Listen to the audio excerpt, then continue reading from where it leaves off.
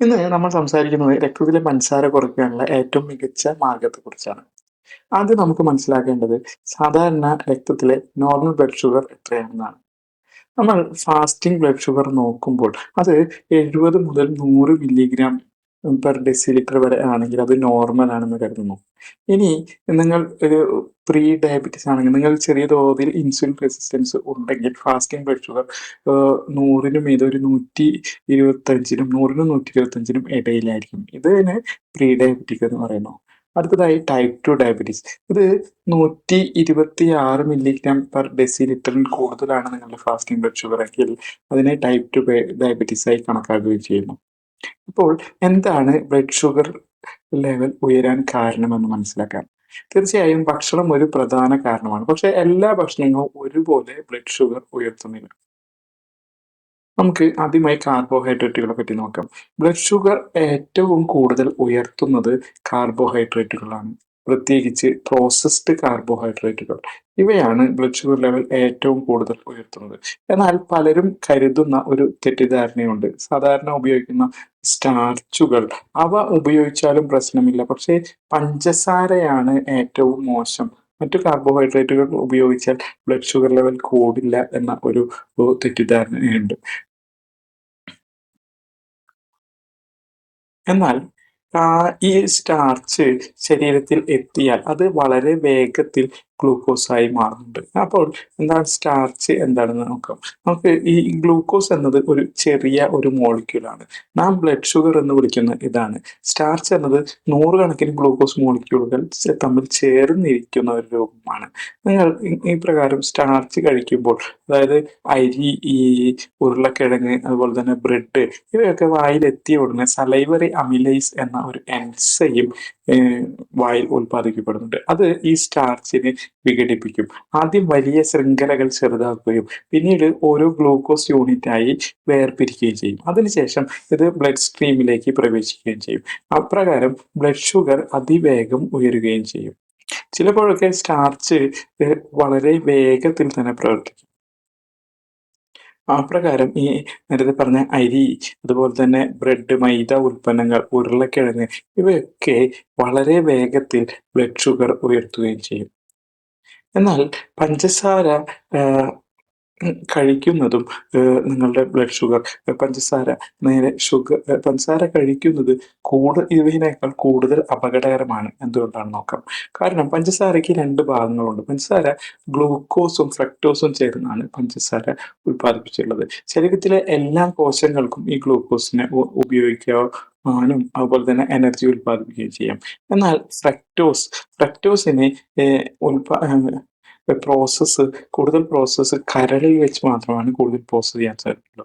ശരീരത്തിലെ മറ്റു കോശങ്ങൾക്ക് അത് ഡയറക്റ്റ്ലി ഉപയോഗിക്കാൻ സാധ്യമല്ല. അപ്പോൾ ഒരു 100 ഗ്രാം പഞ്ചസാര നിങ്ങൾ കഴിക്കുകയാണെങ്കിൽ ഒരു 50 ഗ്രാം ഗ്ലൂക്കോസും 50 ഗ്രാം ഫ്രക്ടോസും നിങ്ങൾക്ക് ലഭിക്കും. ഗ്ലൂക്കോസ് ശരീരമാകെ ഉപയോഗിക്കും. പക്ഷേ ഫ്രക്ടോസ് മുഴുവൻ കരളിന് പ്രോസസ്സ് ചെയ്യേണ്ടി വരും. അപ്പോൾ ഫ്രക്ടോസ് അധികമായാൽ എന്താണ് സംഭവിക്കുക? കരളിന് അത്രയും ഫ്രക്ടോസ് കൈകാര്യം ചെയ്യാൻ സാധിക്കില്ല. അപ്പോൾ ഫ്രക്ടോസ് കൊഴുപ്പായി മാറി ഇത് നിങ്ങളുടെ ലിവറിൽ ഇങ്ങനെ സംഭരിക്കുകയും ചെയ്യപ്പെടും. ഇതാണ് ഫാറ്റി ലിവറിന്റെ ഒരു പ്രധാന കാരണമായി കാണപ്പെടുന്നത്. ഇന്ന് കാണുന്ന ഭൂരിഭാഗം ഫാറ്റി ലിവറിന്റെയും ഈ പ്രധാന കാരണം ഈ ഫ്രക്ടോസ് ആയിരിക്കും. മുമ്പ് ഫാറ്റി ലിവർ കൂടുതലും മദ്യപാനികളിൽ മാത്രമാണ് കണ്ടിരുന്നത്. അതുകൊണ്ട് അതിനെ ആൽക്കഹോളിക് ഫാറ്റി ലിവർ ഡിസീസ് എന്ന് വിളിച്ചിരുന്നു. എന്നാൽ ഇന്ന് non alcoholic fatty liver disease ആണ് കൂടുതലും. അതിന്റെ പ്രധാന കാരണം ഇത്തരം ഷുഗറുകളും പഞ്ചസാര അടങ്ങിയ ഈ ഫ്രക്ടോസ് അടങ്ങിയ സിറപ്പുകളൊക്കെ അടങ്ങിയ ബേക്ക്ഡ് ഫുഡ്സും ഇവയൊക്കെയാണ്. എന്തുകൊണ്ടാണ് ഇത് അപകടകരമാണെന്ന് ഞാൻ നേരത്തെ പറയുകയുണ്ടായി. ഫ്രക്ടോസ് എന്നാൽ ഈ ഫാറ്റി ലിവർ ഉണ്ടാക്കുകയും അതുപോലെ തന്നെ ഇൻസുലിൻ റെസിസ്റ്റൻസ് ഉണ്ടാക്കുകയും മെറ്റബോളിസം സിൻഡ്രോത്തിന് തുടക്കം കുറിക്കുകയും അങ്ങനെ നിങ്ങളെ ടൈപ്പ് 2 ഡയബറ്റീസിലേക്ക് തള്ളിവിടുകയും ചെയ്യുന്നുണ്ട്. അതിനാൽ നിങ്ങൾ ഓർമ്മിക്കേണ്ടത് പഞ്ചസാര മാത്രമല്ല പ്രശ്നം. നിങ്ങളുടെ സ്റ്റാർച്ചും നിങ്ങൾ കഴിക്കുന്ന കാർബോഹൈഡ്രേറ്റും വലിയ ഒരു പ്രശ്നമാണ്. കാരണം ഈ സ്റ്റാർച്ച് ഗ്ലൂക്കോസായും അങ്ങനെ മാറുന്നുവെന്ന് നാം വിശദീകരിക്കും. ഇനി നമുക്ക് അടുത്തതായി പ്രോട്ടീനെ പറ്റി മനസ്സിലാക്കാം. ഇവ പ്രോട്ടീൻ, ഷുഗറിനെ ഉയർത്തുമോ? അതെ. പക്ഷേ കാർബോഹൈഡ്രേറ്റുകളെ പോലെയല്ല. പ്രോട്ടീൻ്റെ പ്രധാന ജോലി പുതിയ കോശങ്ങൾ ഉണ്ടാക്കുക, അതുപോലെ തന്നെ മസിലുകൾ നിർമ്മിക്കുക, ശരീരത്തിലെ കേടായ ടിഷ്യൂകൾ നന്നാക്കുക എന്നിവയാണ്. അപ്പോൾ ശരീരം എങ്ങനെയാണ് പ്രോട്ടീൻ ഉപയോഗിക്കുന്നതെന്ന് നോക്കാം. നമ്മുടെ ശരീരത്തിലെ കോശങ്ങൾ നിരന്തരം പഴകുകയും അവ പുതുക്കപ്പെടുകയും ചെയ്യുന്നുണ്ട്. അതിന് പ്രോട്ടീൻ ആവശ്യമാണ്. ശരീരം ആദ്യം പ്രോട്ടീൻ ഉപയോഗിക്കുന്നത് മസിലുകൾ നിർമ്മിക്കാൻ, അതുപോലെ തന്നെ ഹോർമോണുകൾ നിർമ്മിക്കാൻ, എൻസൈമുകൾ നിർമ്മിക്കാൻ ഇവയൊക്കെയാണ്. ഇനി നിങ്ങൾ ശരീരത്തിന് ആവശ്യമായതിലും കൂടുതൽ പ്രോട്ടീൻ കഴിച്ചാൽ എന്താണ് സംഭവിക്കുന്നത് നോക്കാം. അത് ഗ്ലൂക്കോസായി മാറും. ഈ പ്രക്രിയയെ ഗ്ലൂക്കോനിയോജെനസിസ് എന്നാണ് വിളിക്കുന്നത്. പക്ഷേ ഒരു പ്രധാന വ്യത്യാസമുണ്ട്. പ്രോട്ടീൻ ഗ്ലൂക്കോസായി മാത്രമേ മാറുകയുള്ളൂ. ഫ്രക്ടോസ് ആയി മാറുകയില്ല. അതുകൊണ്ട് ഫാറ്റി ലിവർ ഉണ്ടാകില്ല, ലിവർ ഡാമേജും ഉണ്ടാകില്ല. അതുകൊണ്ട് തന്നെ പ്രോട്ടീൻ കാർബോഹൈഡ്രേറ്റിനേക്കാൾ വളരെ നല്ലത്. അടുത്തതായി കൊഴുപ്പ് ബ്ലഡ് ഷുഗർ ഉയർത്തുമോ എന്ന് നോക്കാം. കൊഴുപ്പ് വളരെ കുറച്ച് മാത്രമേ, വളരെ ചെറിയ അളവിൽ മാത്രമേ. എങ്ങനെയാണ് ഫാറ്റ് സംഭരിക്കപ്പെടുന്നതെന്ന് നോക്കാം. മനുഷ്യരും മൃഗങ്ങളും കൊഴുപ്പ് സംഭരിക്കുന്നത് ട്രൈഗ്ലിസറൈഡ്സ് രൂപത്തിലാണ്. ട്രൈഗ്ലിസറൈഡ്സ് എന്നത് 3 ഫാറ്റി ആസിഡും ഒരു ഗ്ലിസറോളും ചേർന്നിട്ടുള്ളതാണ്. ഫാറ്റി ആസിഡ് ഒരിക്കലും ഗ്ലൂക്കോസ് ആകില്ല, ബ്ലഡ് ഷുഗർ നേരിട്ട് ഉയർത്തുകയും ചെയ്യില്ല. മറിച്ച് ട്രൈഗ്ലിസറൈഡ്സിലെ ഗ്ലിസറോൾ ചെറിയ അളവിൽ ഗ്ലൂക്കോസ് ആകും. പക്ഷേ വളരെ പതുക്കെ, വളരെ ചെറിയ ഒരു അളവിൽ മാത്രമേ ഗ്ലിസറോളിന് ഗ്ലൂക്കോസായി മാറുകയും സാധിക്കുള്ളൂ. അതിനാൽ തന്നെ ഹൈ ഫാറ്റ് ഡയറ്റ് അടങ്ങിയ ഭക്ഷണങ്ങളൊക്കെ നിങ്ങൾ കഴിക്കുകയാണെങ്കിൽ, പ്രത്യേകിച്ച് ബട്ടറുകൾ, അതുപോലെ തന്നെ മീറ്റ് പോലുള്ള ഫാറ്റ് റിച്ച് ഭക്ഷണം കഴിക്കുമ്പോൾ ബ്ലഡ് ഷുഗർ വളരെ കുറച്ച് മാത്രമേ മാറുകയുള്ളൂ. അപ്പോൾ വിവിധ ഭക്ഷണങ്ങൾ താരതമ്യം ചെയ്യുകയാണെങ്കിൽ കാർബോഹൈഡ്രേറ്റ് ആണ് നിങ്ങളുടെ ശരീരത്തിലെ ഏറ്റവും കൂടിയ അളവിൽ ബ്ലഡ് ഷുഗർ ഉയർത്തുന്നത്. അതിന് താഴെ പ്രോട്ടീനും അതിന് താഴെ ഫാറ്റുമാണെന്ന് മനസ്സിലായി. ഇനി ഏറ്റവും പ്രധാനപ്പെട്ട ഒരു വിഷയം നമ്മൾ സംസാരിക്കുന്നത് അത് ഇൻസുലിൻ റെസിസ്റ്റൻസ് ആണ്. ബ്ലഡ് ഷുഗർ ഉയരുന്നതിൻ്റെ യഥാർത്ഥ കാരണം പലപ്പോഴും നിങ്ങൾ എന്ത് കഴിക്കുന്നു എന്നതല്ല, നിങ്ങളുടെ ശരീരം എങ്ങനെ അതിനെ കൈകാര്യം ചെയ്യുന്നു എന്നതാണ്. അപ്പോൾ നമുക്ക് എല്ലാവർക്കും അറിയാം, ഇൻസുലിൻ എന്നുള്ളത് ഒരു താക്കോൽ പോലെയാണ്. ബ്ലഡിലുള്ള ഗ്ലൂക്കോസിനെ സെല്ലിലേക്ക് പ്രവേശിപ്പിക്കുകയും ഭക്ഷണം കഴിക്കുമ്പോൾ ബ്ലഡ് ഷുഗർ ഉയരുമ്പോൾ അപ്പോൾ ഇൻസുലിൻ പ്രൊഡക്ഷൻ വന്ന് ഈ ബ്ലഡിൽ നിന്ന് ഷുഗറിനെ എടുത്ത് സെല്ലിലേക്ക് കൊണ്ടുപോവുക എന്ന ജോലിയാണ് ഇൻസുലിൻ ചെയ്യുന്നതെന്ന് നമുക്കറിയാം.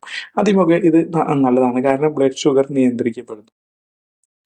ഇത് ഒരു ദിവസമോ അല്ലെങ്കിൽ ഒരു മാസമോ അല്ല, വർഷങ്ങളോളം നിങ്ങൾ ഉയർന്ന കാർബോഹൈഡ്രേറ്റുകൾ അല്ലെങ്കിൽ ഉയർന്ന ഷുഗർ ലെവൽ അടങ്ങിയ ബ്രെഡ്, അരി, ബിസ്ക്കറ്റ്, റസ്ക്, സോഡ, മറ്റു മധുരങ്ങൾ ഇവയൊക്കെ കഴിച്ചുകൊണ്ടിരുന്നാൽ ഇൻസുലിൻ നിരന്തരമായി ഉയർന്ന രീതിയിൽ തുടരുകയും ചെയ്യും. അപ്പോൾ സെല്ലുകൾ ഒരു പരിധി കഴിയുമ്പോൾ സെല്ലുകൾ പറയും, വേണ്ട, ഇനി കൂടുതലായി ഷുഗർ വേണ്ട. അപ്പോൾ ഇൻസുലിൻ്റെ വാക്ക് ശരീരം കേൾക്കാതെയാകും. ഇതാണ് ഇൻസുലിൻ റെസിസ്റ്റൻസ് എന്ന് പറയുന്നത്. പിന്നെ എന്താണ് സംഭവിക്കുന്നത് നോക്കാം. സെല്ലുകൾ ഇൻസുലിനെ അവഗണിക്കുന്നു. അപ്പോൾ സ്വാഭാവികമായും ഈ ഉയർന്ന ഷുഗറിനെ സെല്ലുകളിലേക്ക് കൊണ്ടുപോകാൻ സാധിക്കാത്തതിനാൽ, സെല്ലുകൾ അവയെ സ്വീകരിക്കാത്തതിനാൽ ബ്ലഡ് ഷുഗർ ഉയരുകയും ചെയ്യും. അപ്പോൾ ശരീരം എന്താണ് ചെയ്യുക? ബ്ലഡ് ഷുഗർ ഉയർന്നത് കൊണ്ട് നമ്മുടെ പാൻക്രിയാസ് കൂടുതൽ ഇൻസുലിൻ ഉൽപ്പാദിപ്പിക്കുകയും ചെയ്യും. അങ്ങനെ ബ്ലഡ് ഷുഗർ ഉയർന്നു, ഇൻസുലിനും തൽഫലമായി ഉയർന്നു. അങ്ങനെ ഇൻസുലിൻ റെസിസ്റ്റൻസും ഉണ്ടായി. അപ്പോൾ കൂടുതലായി ഇൻസുലിൻ ഉൽപ്പാദിപ്പിക്കുകയും അങ്ങനെ ഇത് ഒരു ചക്രമായി എങ്ങനെ പ്രവർത്തിക്കുകയും ചെയ്യുന്നു. അപ്പോൾ ഈ ഫ്രക്ടോസ് എന്തുകൊണ്ടാണ് കൂടുതൽ അപകടകരമായിരിക്കുന്നതെന്ന് നമുക്കൊന്ന് നോക്കാം. ഫ്രക്ടോസ് ലിവറിലെ ഇൻസുലിൻ റെസിസ്റ്റൻസ് ഉണ്ടാക്കുകയും ഫാറ്റി ലിവർ ഉണ്ടാക്കുകയും മുഴുവൻ ശരീരത്തെയും കൂടുതൽ ഇൻസുലിൻ റെസിസ്റ്റൻസ് ആക്കുകയും ചെയ്യുമെന്ന് നമ്മൾ നേരത്തെ മനസ്സിലാക്കുകയുണ്ടായി. അപ്പോൾ ഡയബറ്റീസിൻ്റെ യഥാർത്ഥ കാരണം എന്നുള്ളത് ബ്ലഡ് ഷുഗർ മാത്രമല്ല, ഇൻസുലിൻ റെസിസ്റ്റൻസ് കൂടിയാണ്. അതുകൊണ്ട് ഷുഗർ കുറയ്ക്കുക, അതുപോലെ തന്നെ കാർബോഹൈഡ്രേറ്റ് അടങ്ങിയ ഭക്ഷണങ്ങൾ കുറയ്ക്കുക, പ്രോട്ടീൻ കൂട്ടുക, അതുപോലെ തന്നെ ഹെൽത്തി ഫാറ്റുകൾ കൂട്ടുക, ഇതാണ് ശരിയായ വഴി. ഇപ്പോൾ നമുക്ക് പ്രധാനപ്പെട്ട ഒരു കാര്യം മനസ്സിലാക്കാം. പലരും പറയാറുണ്ട്, ഞാനൊന്നും മാറ്റിയിട്ടില്ല, 20 വർഷമായി ഇതേ ഭക്ഷണമാണ് കഴിക്കുന്നത്, എനിക്ക് എത്ര പെട്ടെന്നാണ് ഇങ്ങനൊരു ഡയബറ്റീസ് ഇങ്ങനെ പിടിപെട്ടത്. ഇത് മനസ്സിലാക്കാൻ നിങ്ങളൊരു പ്രധാന കാര്യം അറിയേണ്ടതുണ്ട്. നമ്മുടെ ശരീരം ബ്ലഡ് ഷുഗറിനെ വളരെ കർശനമായി തന്നെ നിയന്ത്രിക്കുന്നുണ്ട്. കാരണം തലച്ചോറിന് ബ്ലഡ് ഷുഗർ എന്നുള്ളത് വളരെ പ്രധാനമാണ്. ബ്ലഡ് ഷുഗർ വളരെ ഉയർന്നാലും അപകടമാണ്, വളരെ കുറഞ്ഞാലും ശരീരത്തിന് അപകടകരമാണ്. അതിനാൽ ശരീരം എന്താണ് ചെയ്യുന്നത്? ബ്ലഡ് ഷുഗർ സാധാരണ നിലയിൽ നിലനിർത്തുവാനായി ഇൻസുലിൻ ഉപയോഗിക്കുന്നുണ്ട്. അപ്പോൾ ആദ്യം ആരോഗ്യമുള്ള ഒരു അവസ്ഥയിൽ, നിങ്ങൾ ഒരു യുവാവായിരുന്ന ഒരു അവസ്ഥയിൽ ബ്ലഡ് ഷുഗറൊക്കെ നോർമലായിരിക്കും, ഇൻസുലിൻ നോർമലായിരിക്കും. സെല്ലുകൾ ഇൻസുലിൻ സെൻസിറ്റീവ്, ഇൻസുലിനെ കേൾക്കുന്ന അവസ്ഥയായിരിക്കും. എല്ലാം ശരിയായി പ്രവർത്തിക്കുന്നുണ്ട്. അടുത്ത ഘട്ടം ഒന്ന് നോക്കുക. ശരീരം കൂടുതൽ ജോലി തുടങ്ങുന്നു. വർഷങ്ങൾ കടന്നുപോയി. നിങ്ങൾ ഓരോ ദിവസവും കൂടുതൽ കാർബോഹൈഡ്രേറ്റുകൾ അടങ്ങിയ, അതുപോലെ തന്നെ മധുരങ്ങളും, അതുപോലെ തന്നെ അരിയും ബ്രെഡും ബിസ്ക്കറ്റും സോഡയും മധുരപലഹാരങ്ങളൊക്കെ കഴിക്കുന്നു. അപ്പോൾ നിങ്ങളുടെ ബ്ലഡ് ഷുഗർ ഇപ്പോഴും നോർമലാണ്. പക്ഷേ നിങ്ങളുടെ ശരീരത്തിൽ നിങ്ങൾ അറിയാതെ ഒരു പ്രശ്നം തുടങ്ങി. നിങ്ങളുടെ ശരീരത്തിൽ ഇൻസുലിൻ്റെ അളവ് കൂടുതലായി. ഒരുപക്ഷെ അത് ഇരട്ടിയൊക്കെ ആയിരിക്കാം.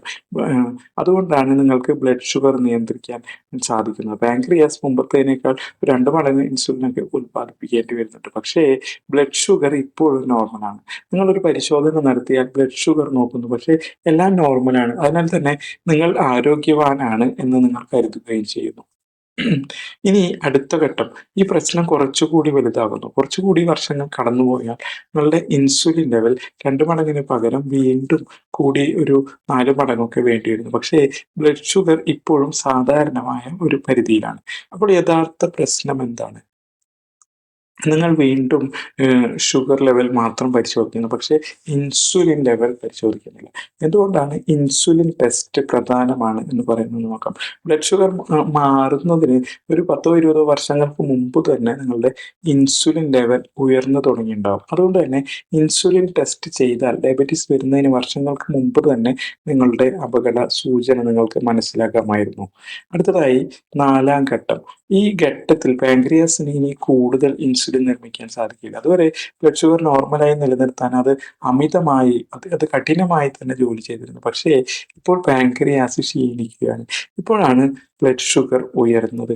അപ്പോഴാണ് ഫാസ്റ്റിംഗ് ഷുഗർ ഉയരുകയും HbA1c ഉയരുകയും അങ്ങനെ പ്രീ ഡയബറ്റിക് ആയി, പിന്നെ ടൈപ്പ് 2 ഡയബറ്റീസ് ഒക്കെ ആയി, അങ്ങനെ രോഗനിർണയം നടക്കുന്നത്. അപ്പോൾ യഥാർത്ഥ രോഗം എപ്പോഴാണ് തുടങ്ങിയിട്ടുള്ളത്? അതായത് ഇന്ന് കണ്ടെത്തിയ ഡയബറ്റീസ് ഇത് ഇന്നലെയോ അല്ലെങ്കിൽ കഴിഞ്ഞ മാസമോ തുടങ്ങിയതല്ല. ഇത് 10-20 വർഷങ്ങൾക്ക് മുമ്പ് തുടങ്ങിയതാണ്. ശരീരം തകരാൻ ഒരു 20 വർഷം എടുത്താലും നിങ്ങൾക്ക് അത് തിരികെ ശരിയാക്കാൻ പലപ്പോഴും അത്ര സമയമൊന്നും വേണ്ട. കാരണം പലരിലും ഏതാനും ആഴ്ചകളോ മാസങ്ങളോ കൊണ്ട് തന്നെ ശരീരത്തെ പഴയ രൂപത്തിലേക്ക് നിങ്ങൾക്ക് എത്തിക്കുവാൻ സാധിക്കും. പക്ഷേ പൂർണ്ണമായ ഒരു മാറ്റത്തിന് അതായത് ശരീരത്തിൻ്റെ പഴയ ഓർമ്മകൾ, പഴയ ശീലങ്ങൾ, പഴയ ഹോർമോൺ മാതൃകകൾ ഇവയൊക്കെ മാറ്റുവാൻ സമയം ആവശ്യമായി വരും. അതിനാൽ തന്നെ നിരാശരാകാതെ നിങ്ങൾക്ക് ചെയ്യാവുന്നത്, നിങ്ങൾ ലോ കാർബോഹൈഡ്രേറ്റ് ഡയറ്റൊക്കെ തുടങ്ങി, അതുപോലെ തന്നെ ഒരാഴ്ച ലൈഫ് സ്റ്റൈലൊക്കെ ചേഞ്ച് ചെയ്ത് ഒരാഴ്ചയോ 2 ആഴ്ചയോ കഴിഞ്ഞിട്ടും വലിയ ഒരു മാറ്റമില്ലെങ്കിൽ നിങ്ങൾ നിരാശപ്പെടരുത്. നിങ്ങൾ ശരിയായ വഴിയിലാണ് എന്ന് മനസ്സിലാക്കുക. നിങ്ങൾ അപ്പോൾ എന്താണ് ചെയ്യേണ്ടത്? നിങ്ങൾ പഞ്ചസാരയെ പൂർണ്ണമായും ഒഴിവാക്കുക തന്നെ ചെയ്യുക. കാരണം നേരത്തെ പറഞ്ഞു, പഞ്ചസാര എന്നത് ഗ്ലൂക്കോസും ഫ്രക്ടോസും ചേർന്ന് ഉള്ളതാണ്. ബ്ലഡ് ഷുഗർ ഉയർത്തുകയും ഫ്രക്ടോസ് ഫാറ്റി ലിവറും ഇൻസുലിൻ റെസിസ്റ്റൻസും ഉണ്ടാക്കുകയും ചെയ്യും. അടുത്തതായി മൊത്തം കാർബോഹൈഡ്രേറ്റ് കുറയ്ക്കുകയും ചെയ്യുക. കാരണം എല്ലാ കാർബോഹൈഡ്രേറ്റുകളും അവസാനം ഗ്ലൂക്കോസായി മാറുന്നു. നിങ്ങൾ കഴിക്കുന്ന പാത്രത്തിൻ്റെ 1/4 ഭാഗം മാത്രം കാർബോഹൈഡ്രേറ്റ് അടങ്ങിയ ഭക്ഷണങ്ങൾ കഴിക്കുകയും ചെയ്യുക. ഇനി അടുത്തതായി നിങ്ങൾ ചെയ്യേണ്ട കാര്യം ശരിയായ പച്ചക്കറികൾ കൂടുതലായി കഴിക്കുക എന്നുള്ളതാണ്. ചീര, ബ്രോക്കോളി, വെള്ളരിക്ക, ഇലക്കറികൾ ഇവയിൽ ധാരാളം പോഷകങ്ങളും വളരെ കുറച്ച് കാർബോഹൈഡ്രേറ്റ് മാത്രമേ അടങ്ങിയുള്ളൂ. അതുകൊണ്ട് ഇവ നിങ്ങളുടെ പാത്രത്തിൻ്റെ നിങ്ങൾ കഴിക്കുന്ന ഭക്ഷണത്തിൻ്റെ പാത്രത്തിൻ്റെ അരഭാഗമെങ്കിലും പച്ചക്കറികൾ കൊണ്ട് നിറയ്ക്കുകയും ചെയ്യുക. മറ്റൊരു കാര്യം, നിങ്ങൾ കുറച്ച് നേരം മാത്രം ഭക്ഷണം കഴിക്കുക എന്നുള്ളതാണ്. അതായത് ദിവസത്തിൽ ഒരു 3 നേരം മാത്രം ഭക്ഷണം കഴിക്കുക. ഇടയ്ക്കിടെയുള്ള സ്നാക്കുകൾ, അതുപോലെ തന്നെ എണ്ണക്കടികളും മറ്റും അവ ഒഴിവാക്കുകയും ചെയ്യുക. ഇപ്പോൾ നിങ്ങൾ ഓർമ്മിക്കേണ്ട ഒരു പ്രധാന കാര്യം എന്നുള്ളത്, ഡയബറ്റിസ് എന്നുള്ളത് നിങ്ങളുടെ ബ്ലഡ് ഷുഗറിൻ്റെ രോഗം മാത്രമല്ല. അത് നിങ്ങളുടെ ശരീരം ഇൻസുലിൻ സെൻസിറ്റിവിറ്റി ബാധിക്കുന്ന രോഗം കൂടിയാണ്. അതുകൊണ്ട് തന്നെ നിങ്ങൾ ബ്ലഡ് ഷുഗറിനെ മാത്രം ശ്രദ്ധിച്ചാൽ പോരാ. നിങ്ങൾ ശരീരത്തിലെ ഇൻസുലിൻ റെസിസ്റ്റൻസ് കുറയ്ക്കുവാനായിട്ടുള്ള കാര്യങ്ങൾ കൂടി, അതുപോലെ തന്നെ ഭക്ഷണവും ലൈഫ് സ്റ്റൈലും കൂടി ചെയ്യുവാൻ ശ്രമിക്കുക. നിങ്ങൾക്ക് അപ്പോഴാണ് യഥാർത്ഥ മാറ്റം സംഭവിക്കുകയും ചെയ്യുന്നത്. നിങ്ങൾക്ക് നാച്ചുറലായി ഇങ്ങനെ ഷുഗർ ലെവൽ കുറയ്ക്കാനും നിങ്ങളുടെ ലൈഫ് സ്റ്റൈൽ നാച്ചുറലായി ചേഞ്ച് ചെയ്യാനും ആഗ്രഹിക്കുന്നെങ്കിൽ താഴെയുള്ള വാട്സപ്പ് ഗ്രൂപ്പിൽ നിങ്ങൾക്ക് ജോയിൻ ചെയ്യാവുന്നതാണ്.